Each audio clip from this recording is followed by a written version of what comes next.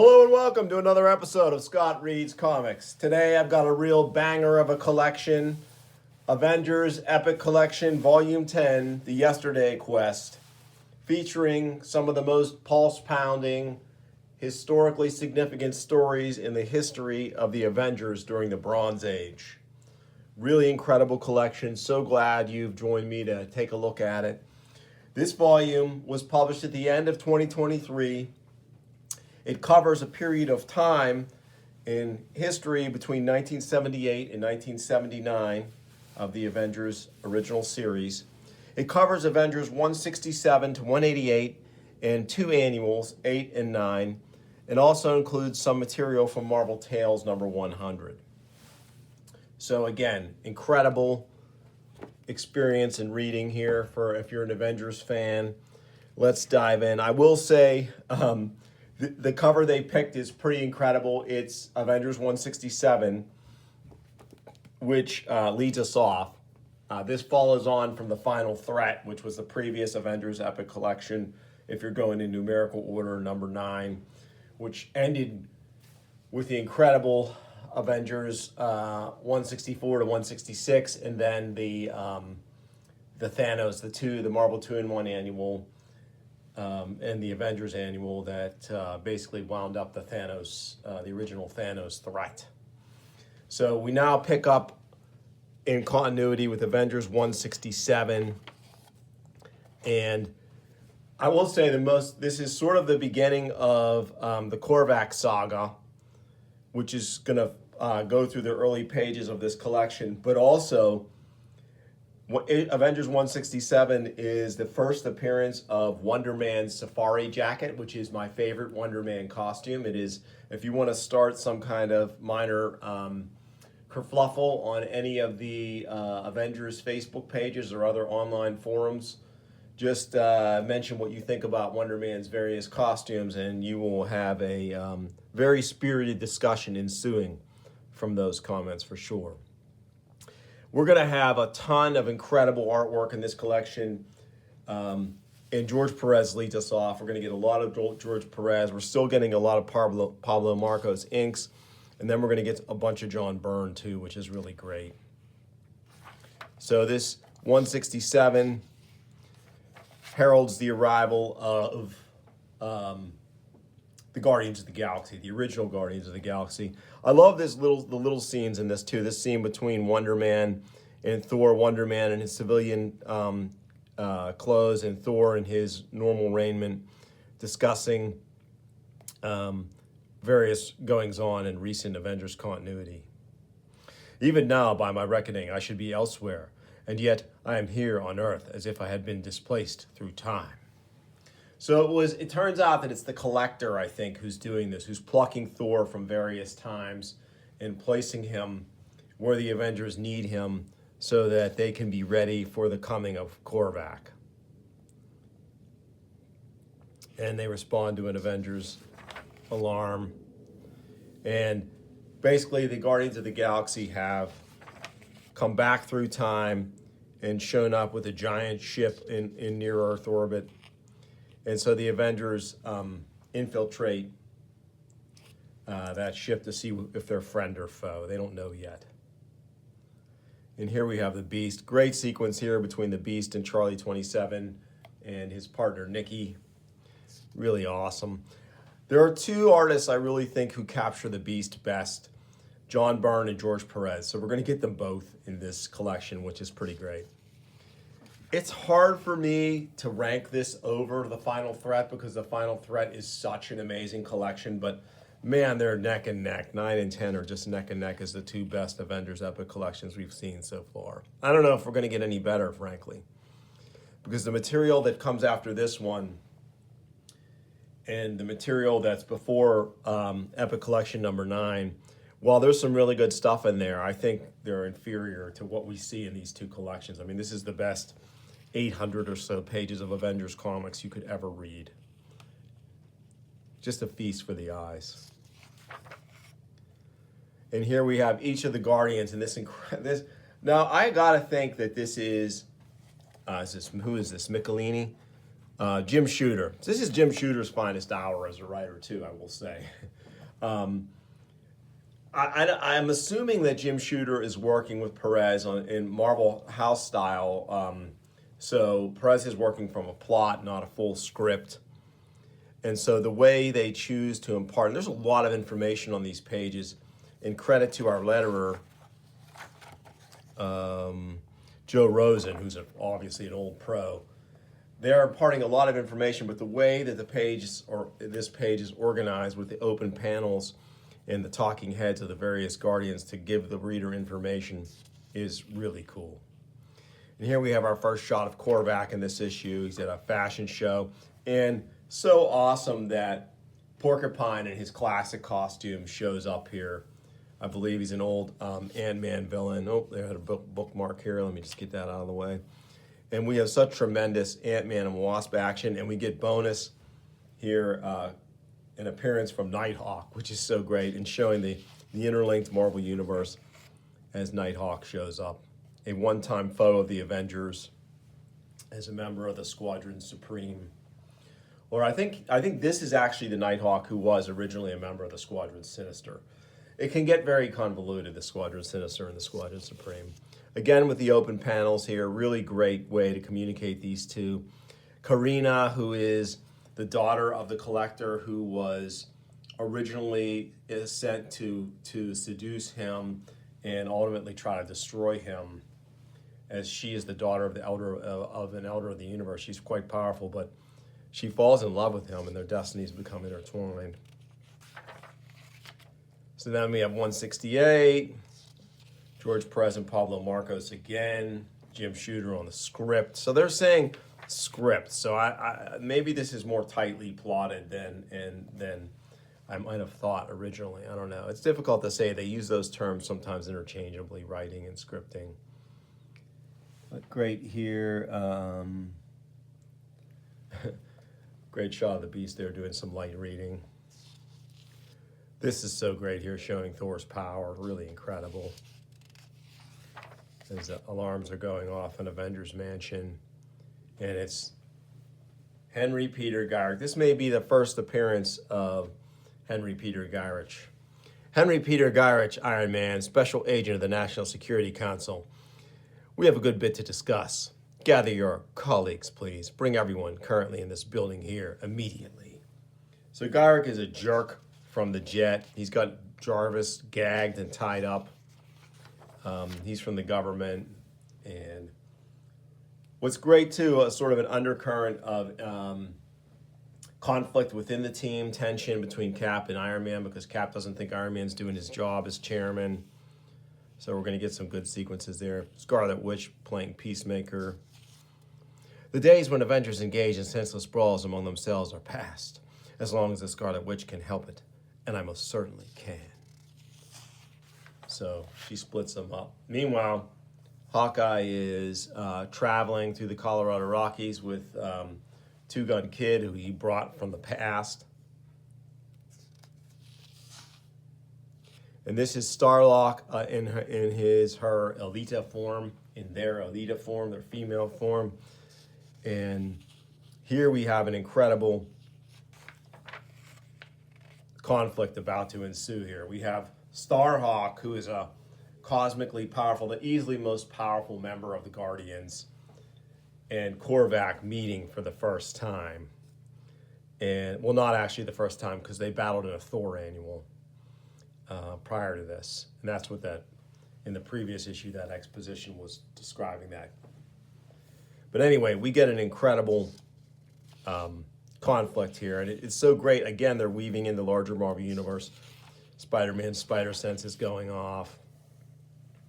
And this is stunning. The panel arrangement here is just absolutely stunning.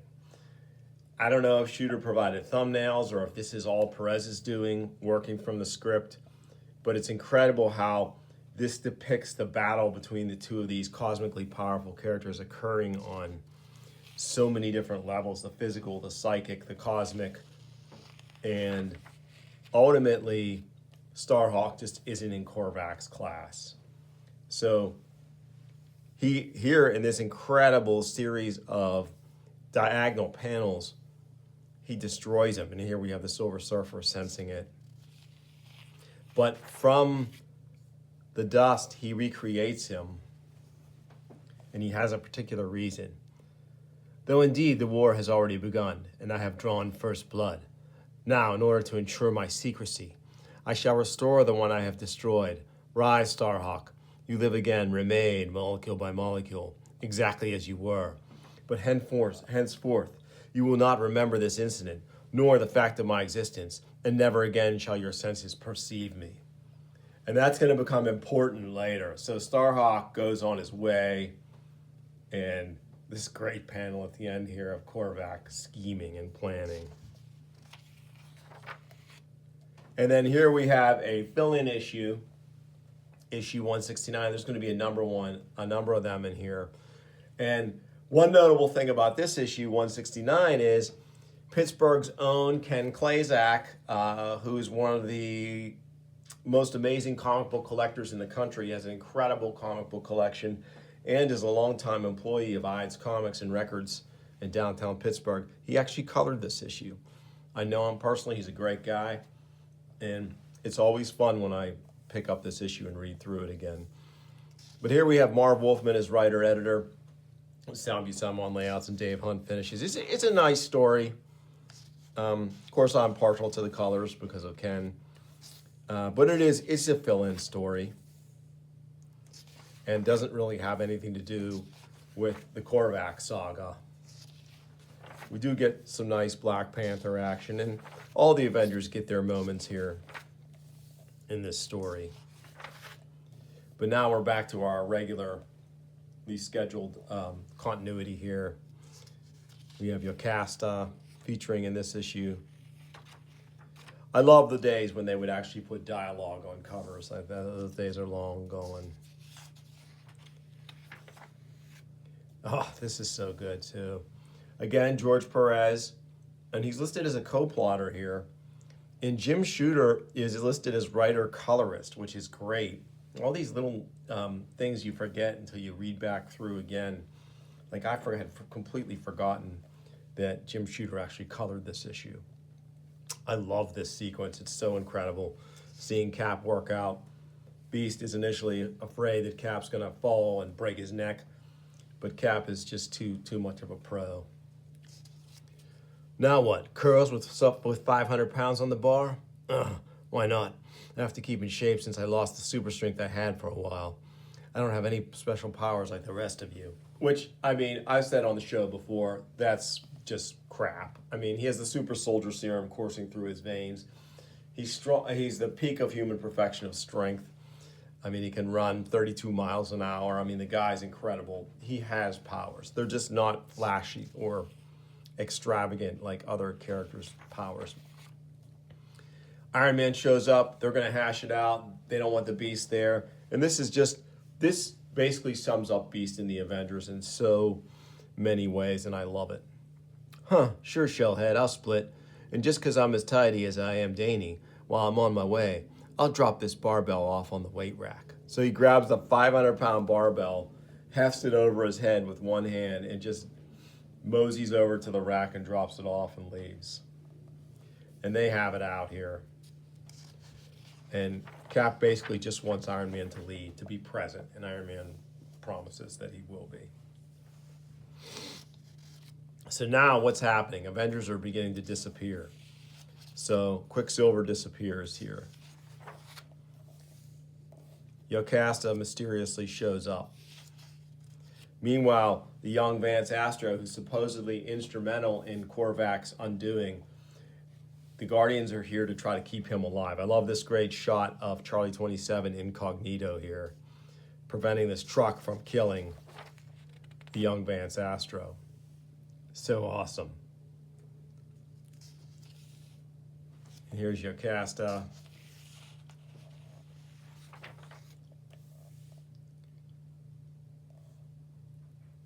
I love it. How many times has Wonder Man said this? Then I'll get us through quickly. Hey, what's this made of? Nothing shy of Thor's hammer can equal the striking power of my fists, but... And again, no one ever asks him, hey, why are you wearing the safari jacket, Wonder Man? It just showed up last issue or 2 issues ago, and now it's just accepted that that's his new costume. Here's Beast knocking Yocasta over, getting blasted for his trouble. Really can see Pablo Marcos's inks here in this panel. Really strong over Perez's pencils. I like it. Wonder Man getting blown back, really cool.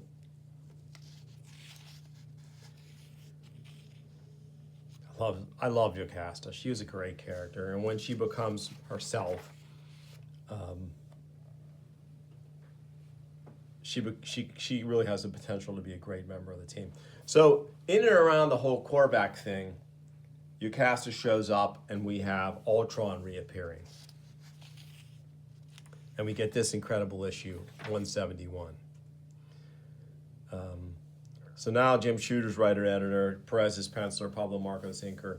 And now they're hunting for Yocasta, and they're hunting for Ultron. But again, here's Karina. Karina being the bride of Korvac now, or the partner of Korvac. What's great too is Ms. Marvel shows up. I love this too. This is so cool. Like, I don't know how often this was used again, probably never, but it's really neat. Hi guys, I figured we need some transportation, so the Wasp and I zip back to the mansion, and well, remember this? Stark built it out of spare parts lying around the hangar one afternoon a while back. I figured it was about time we used it. Fine by us, Yellow Jacket. So it's like, it's a little 4-seater here in this back bowl, and then someone's driving in front, something similar to what the FF would roll around in. And oh, Ms. Marvel shows up, which is great, before the costume change, before she comes an Avenger. Really cool that she shows up. And they show up, I think, at this convent. So Ultron is hiding out here somehow. And here he is. Die, father.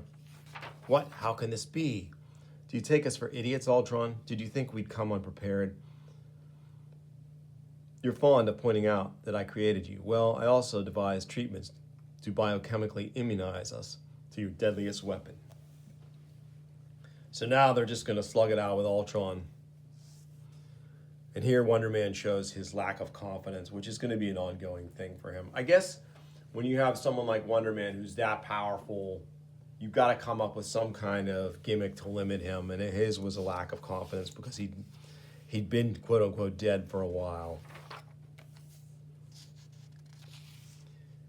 And I love it how they show Ms. Marvel's 7th sense, which is akin to Spider-Man's spider sense.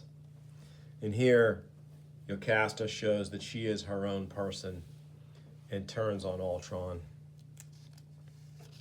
And Scarlet Witch becomes Ultron's greatest nemesis.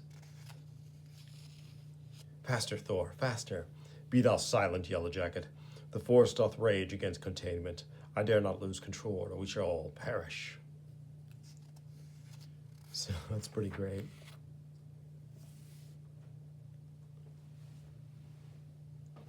So Captain America vanishes too. So now not more Avengers are vanishing.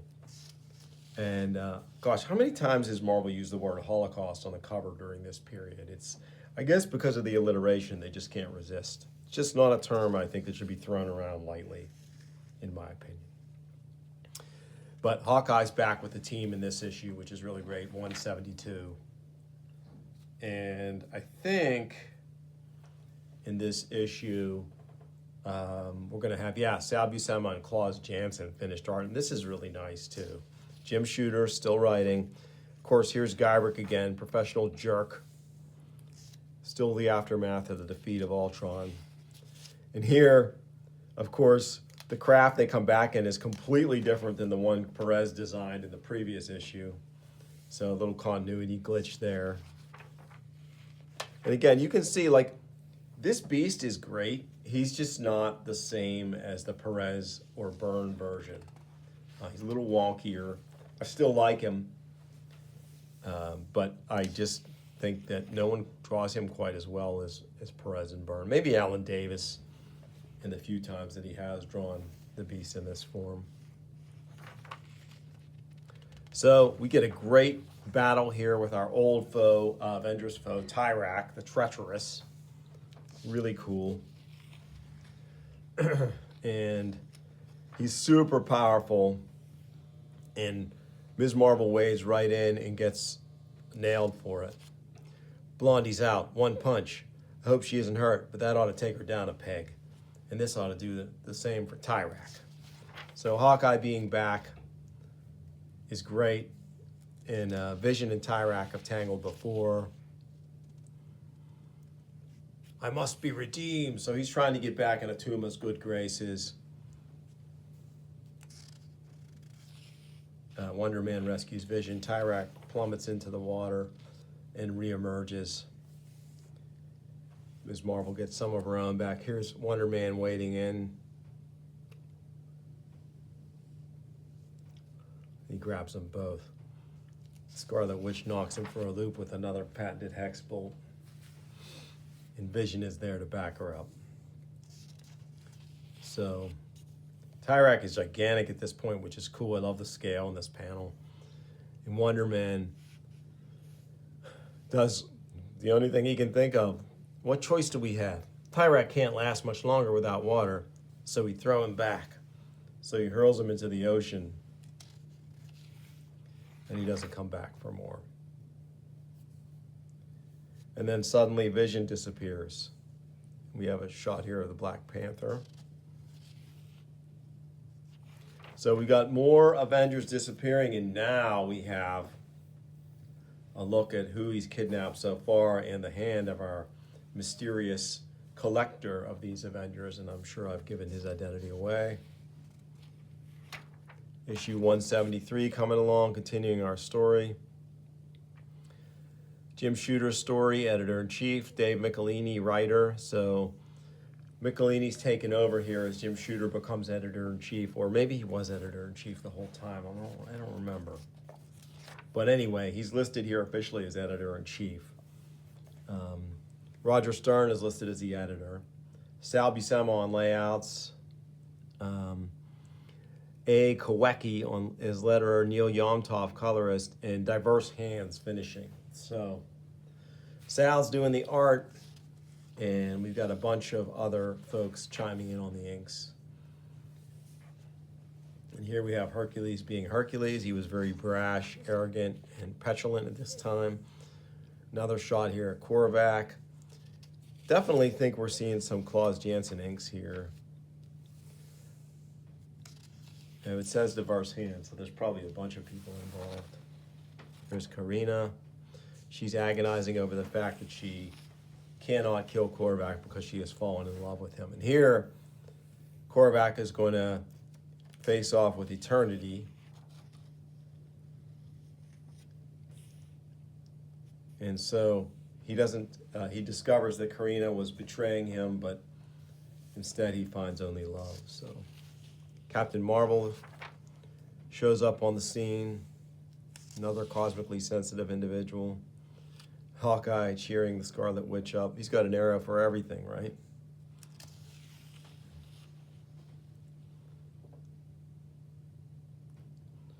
So this is the Wizard and civilian guys.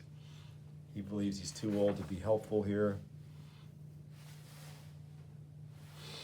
And here, Thor comes marching in, and he seemingly doesn't know Wonder Man.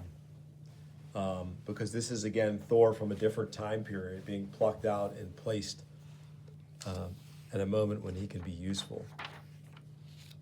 There's the Guardians orbiting ship. And here we have the Collector.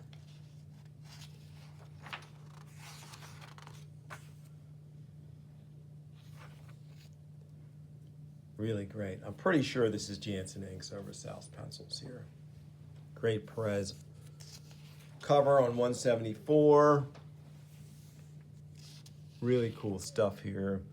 Bill Mantlo script, Dave Wenzel pencils, Pablo Marcos inks. So what's been kind of great through most of this, the regular issues that weren't fill-ins, Pablo Marcos has kind of been the steadying hand as inker, no matter who is penciling. I do like these Dave Wenzel pencils. He didn't do a ton of stuff in his comic book career, but the stuff he did was significant. So taking on the collector in his base, not an easy task because he has lots of stuff in his collection which he can use against the Avengers. And of course, he is an Elder of the Universe. Wasp nails him here. Give me back the man I love, you monster. Give me Hank Pym, my husband. That I cannot do, woman. But I can arrange it that you join your beloved in my specimen tubes. So, but now I'm as strong insect size as I am when full grown. So, yeah, this is after I think their powers were improved in Marvel Team Up. Those great Byrne Claremont issues. Hawkeye is really a standout in this issue. He saves the Avengers bacon. Collector, being out of practice with his cosmic abilities, we'll see, relies heavily on gadgetry and stuff that he has collected. And when it comes time to confront Hawkeye personally, he isn't quite up to it, and Hawkeye is able to use one last miracle shot to take him out.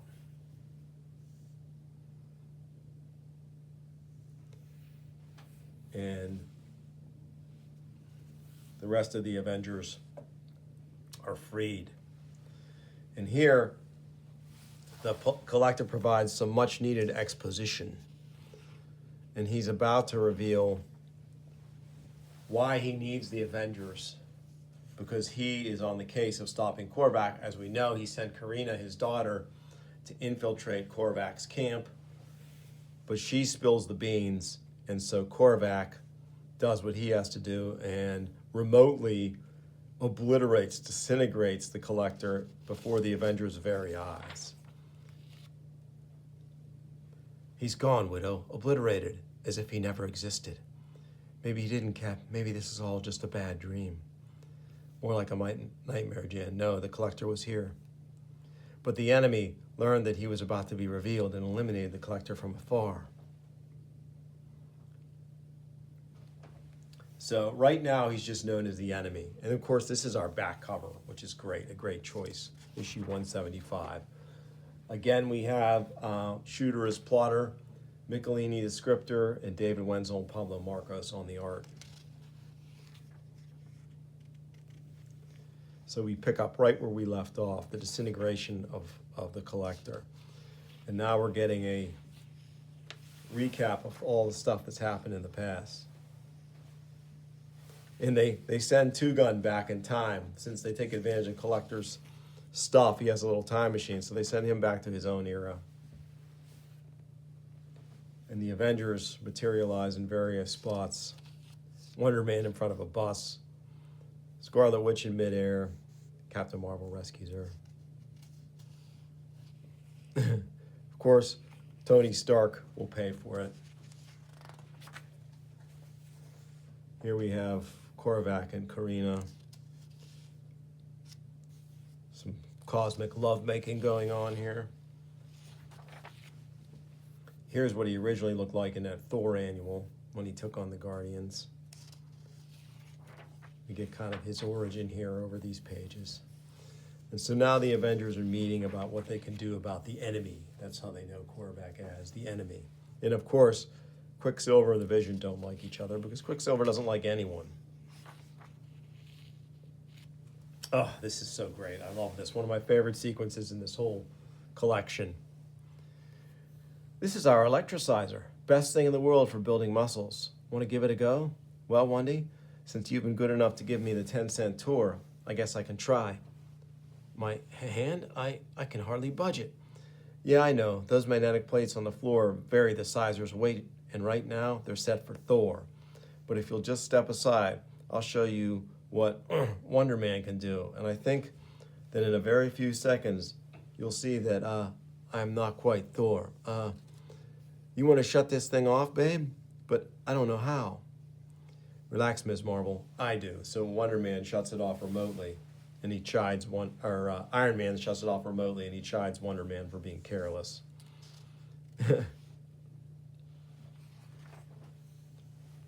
So everyone's getting a little heated here. And the next issue is the hunt. They're closing in on Korvac. So 176, Shooter, Michelini, Wenzel, Pablo Marcos again. Very cool. Would it have been great to see Perez or Byrne draw this? Yes, but I like the David Wenzel artwork. It works for me. The Pablo Marcos inks are really nice. Bring it all together. I like Wenzel's ability to tell a story. His command of all the characters is not what Perez would have done, but it's still good. And of course, the reproduction here is great in these epic collections. So the Avengers end up taking the bus. And what gives Korvac away is the fact that Starhawk thinks they're talking to no one in this sequence. And so they know that the jig is up here. Very astute, Captain America. For even more than your Norse compatriot, I am a god, and I was going to be your savior. So now we're going to have this incredible final page of this story to all things an ending. So the end of the Korvac saga is coming. 177, and look at this cover. Incredible Dave Cockrum, Terry Austin cover here with Don Blake resurrecting, because in this issue, everybody dies. And we have the same team except Ricardo Villamonte is added on as an additional inker. So Korvac is just mowing everybody down here once this battle starts in vain. He destroys Vance Astro up in the station. He kills Nikki. Quicksilver dies. He gets attacked by some of the most powerful physical beings around. Charlie 27 goes down. Hercules. Thor.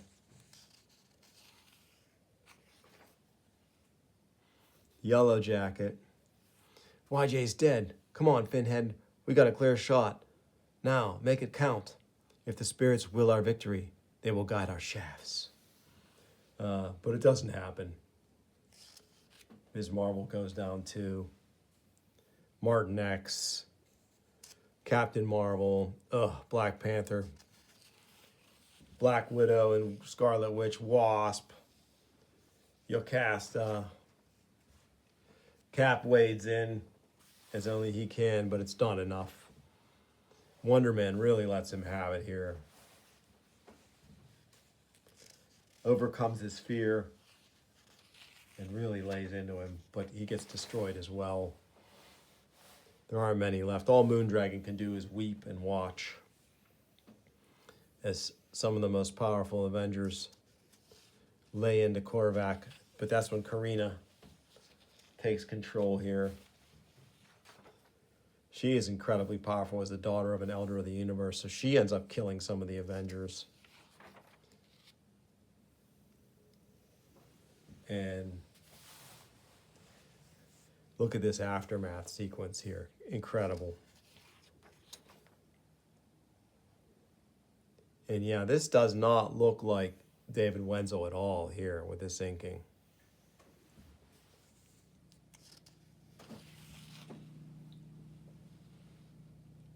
So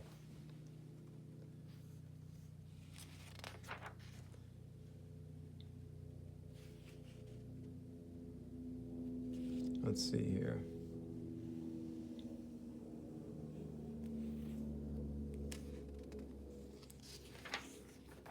Just trying to figure out what's going on with this story here.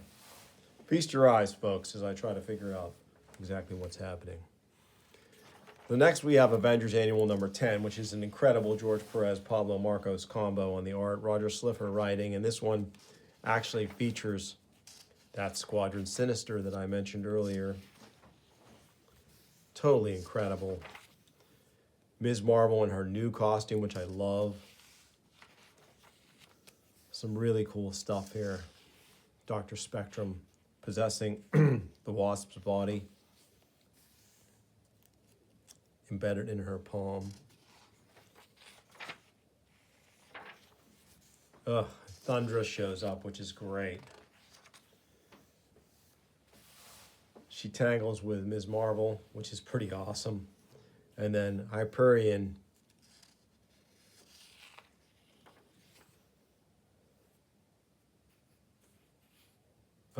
yeah, really great. Hyperion had lost his memory, but he regains it, and then somehow the Vision and he talk, and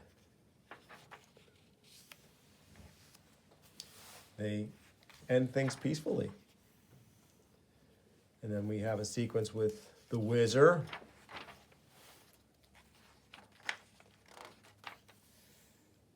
And the original Dr. Spectrum. Love this beast. Oh, so good. Man, can Perez draw the beast. Great.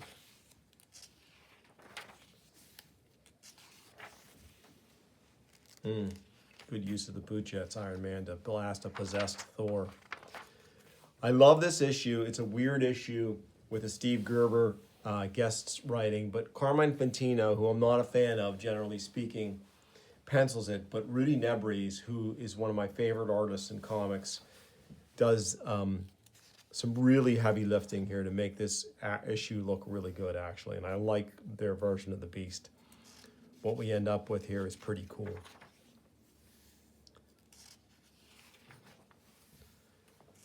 It's an offbeat story. It's a fun story.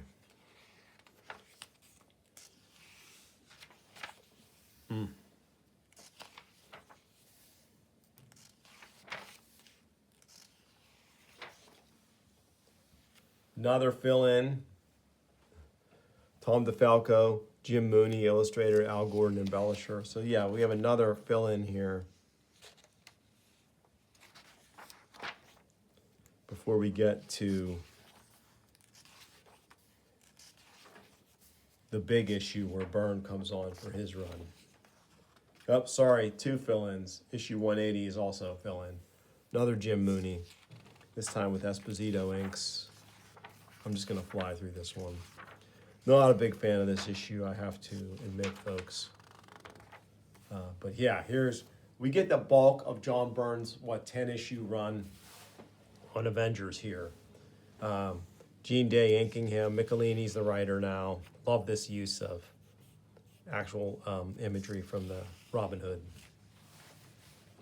And this is really the beginning of the incredible friendship between Beast and Wonder Man. Actually, I think it probably started when Beast was instrumental in Wonder Man's revival, but here it kind of gets cemented. And we have the first appearance of Scott Lang. This book is valuable for so many reasons in terms of collecting. Look at this incredible Perez cover. I just glossed over it. And then you have the Byrne interiors. And then you have Byrne's version here. And I've talked about this sequence on the show before. Really great. Django Maximoff there. Here, Gyrich is announcing the new 7 Avenger lineup, and the Falcon is named. He's not even in the room, and Hawkeye's reaction is priceless. Gyrich wants to include him for diversity purposes. And Iron Man makes a pretty interesting argument. Minorities, just what do you think androids are, and mutants, and for that matter, superheroes? But Gyrich isn't having it, and then suddenly Quicksilver goes comatose. The Guardians leave because their work is done. Korvac's defeated. They were all revived at the end, I think, by Karina at the end of that epic battle. She uses one of her last bits of cosmic energy to revive them. So here, Scarlet Witch So this is the yesterday quest. We're not gonna quite get into the yesterday quest. First, these two are rendered comatose, and the Avengers have to discover why. The only change here is Byrne and Klaus Janson on the finishes. We have a Milgram Leighton cover, which is cool, but not the greatest cover in the world. And great reaction of Gyrick to Yocasta speaking. Hey, I thought this Tin Woman was just a trophy or something. If she's intelligent, she has to have a security clearance. But she puts Gyrick in his place. And she's pretty important in this issue here. I like Janson's inks on Byrne's pencils, and we'll see that later when Byrne does Wolverine. He does very rough breakdowns and Janson finishes. I like this combination a lot better because these are fuller Byrne pencils with Janson inks. Great use of some Marvel Universe characters here to battle the Avengers, corruptions of them, anyway, their images. So, and then we have our two-part Absorbing Man story, and again, we have Janson on the inks. Ms. Marvel's joining the team. So we still have Vision in the corner piece here. Great Perez Austin cover.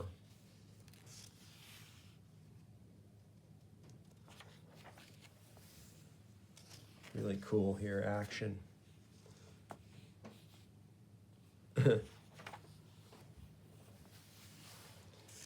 That trash will be significant because it allows the Absorbing Man,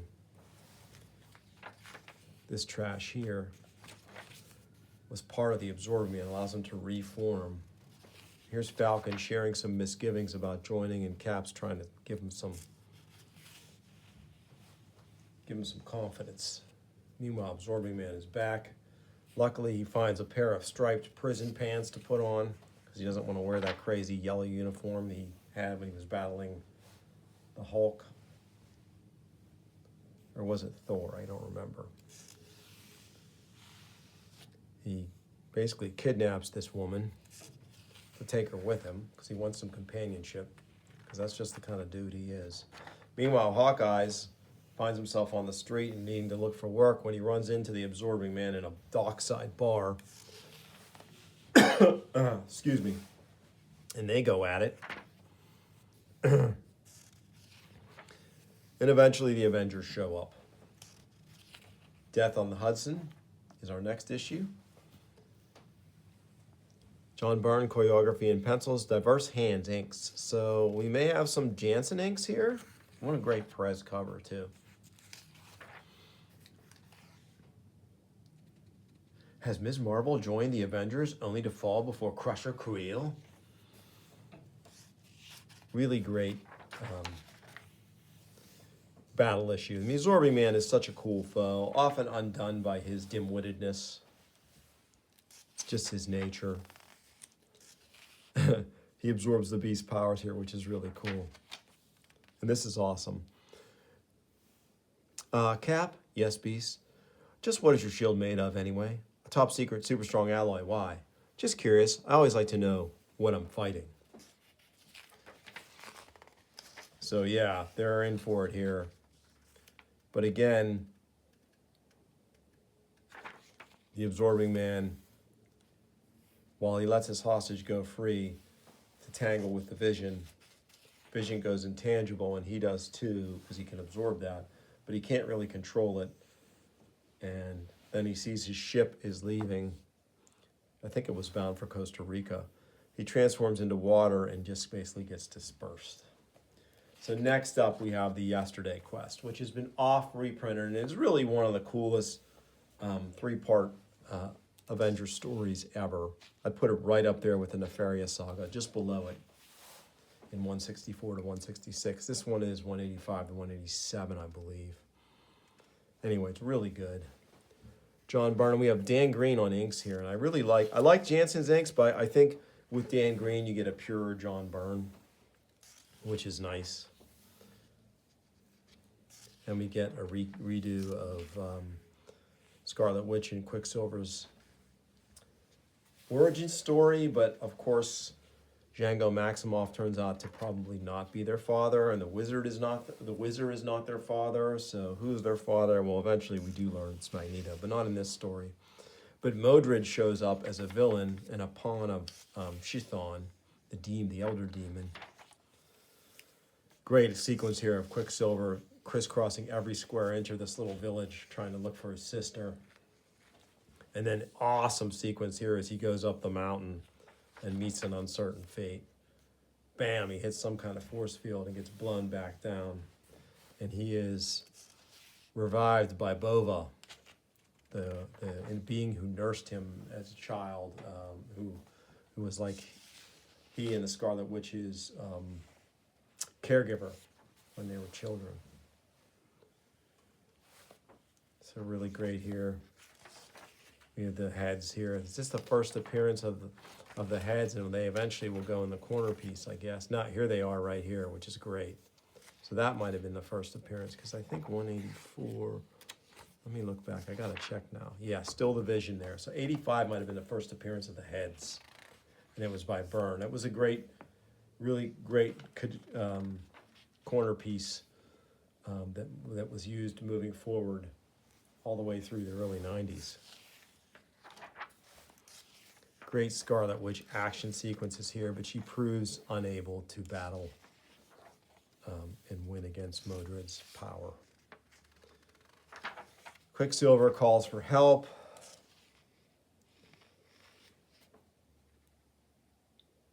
Cap pulls some strings. He calls the president himself and overrides Garrick. The Vision has to stay behind. He is pissed. And here we have 187, the finale. So great, too. Like, the Avengers show up in their Quinjet. They realize it's going to crash. Wonder Man stays on board to make sure that it doesn't hit a populated area, even though he knows it's going to blow up. Cap, you want me to check? No, Falcon. We'll need you here. Wonder Man said he was indestructible, and all we can do is pray that he was right. So here they fight Modred. Oh, it's so great, too. Beast catapulted out of the Quinjet by Wonder Man's rocket belt in typical Beast fashion, and I do love the way Byrne draws him. Finds something and ponders it. Meanwhile, all out action is going on here. And the Scarlet Witch, as a vessel of Chthon,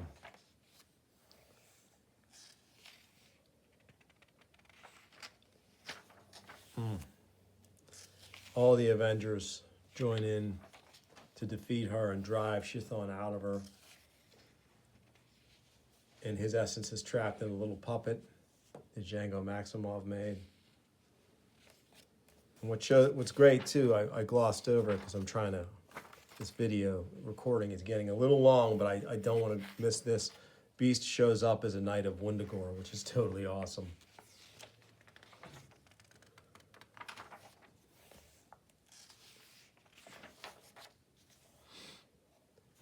Elements of Doom. These issues here, I like them a lot. They deserve almost individual attention.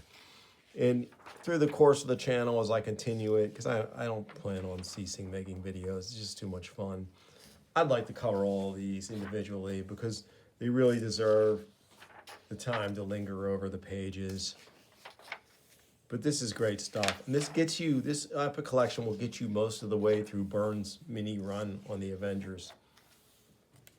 So fantastic. Great Wonder Man moments here as he shows off his raw power.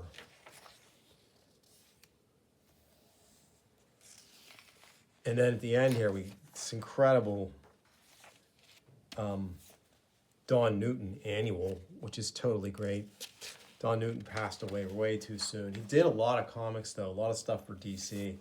But this is one of the things he did for Marvel. It's so great. It has Arsenal in it.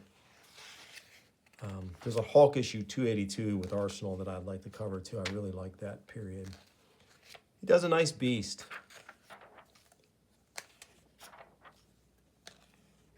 Really cool. He had a good handle on the Avengers characters, I thought.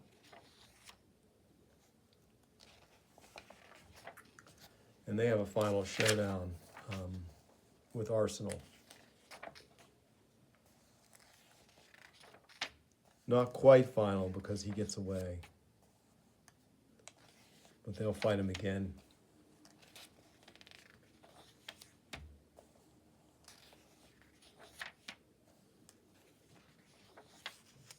Then we have that little bit of extra material here. Nice artwork by Mike Nasser, Scott Edelman writing. This is a Hawkeye Two-Gun Kid story. Mike Nasser has he might have been one of the Crusty Bunkers because this is very much a Neil Adams style that he's drawing with here. Quick story, and then we have some bonus material, some really good stuff. Yeah, nice epilogue here. That probably should have been part of the regular issues, but they were doing fill-ins and stuff. They're really cool with Tom Morgan artwork there. Oh yeah, love this house ad. Look at that, that's so great. Marvel, DC, publish your house ads in collections. People will buy them. What a great way to share your history.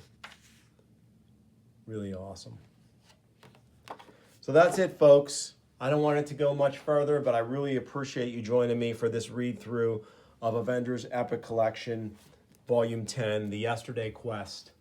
If you liked it, please like and subscribe, tell your friends, and I'll bring you more soon on Scott Reads Comics. Thanks for watching.